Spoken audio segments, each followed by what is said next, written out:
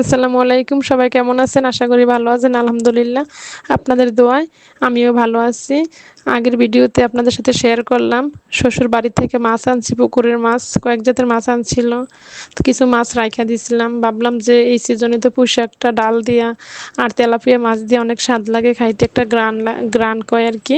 Tilapia মাছটা যেহেতু পুকুরের, কোনো সমস্যা হবে না, খাইলে ভালোই লাগে আমাদের কাছে। আর তেলাপিয়া মাছটা আমার অনেক পছন্দ, আর আমার ছেলে মেয়েরও পছন্দ, যেহেতু কাঁটা কম। পুকুরের মাছটা তো অনেক স্বাদ, অনেক ভালো লাগে। আর আমরা কুমিল্লার সবাই কিন্তু মাছটা করলা ভাজিটাই পছন্দ করি। তেলাপিয়া মাছটা তো একটু নরম টাইপের, তার জন্য বেশি ভাজি করলে ভালো। আর আমরা তো কুমিল্লার সবাই করলা ভাজি মাছটাই পছন্দ করি।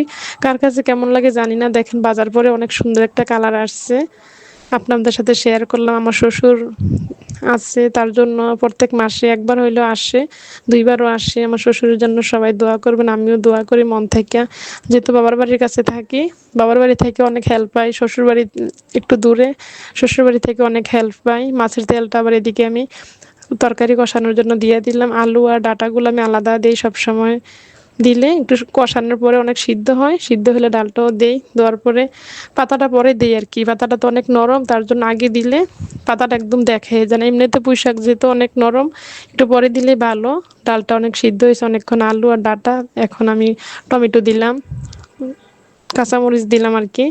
কয়েক মিনিট সিদ্ধর পরে পাতাগুলো দেওয়ার জন্য দেখলাম যে না, ডালটা সিদ্ধ হয়ে গেছে, পাতাটা দিলাম। পুঁইশাকের পাতাটা আর কি। আর এই সিজনে পুঁইশাক তরকারিটা অনেক ভালো লাগে তেলাপিয়া মাছ দিয়ে। ভাবলাম যে রান্না যেহেতু করতেছি আজকে, আপনাদের সাথে শেয়ার করি আমাদের এই ভিডিওটা আর কি। কেমন লাগলে আপনারা জানাইবেন, সবাই লাইক দিবেন, শেয়ার করবেন, কমেন্টে জানাবেন কেমন হয়েছে আজকের রান্নাটা। মাছ দিলাম, মাছের কালারটা অনেক সুন্দর হয়েছে, করলা ভাজি করছি তাই। আজকে এতটুকুই। আল্লাহ হাফেজ।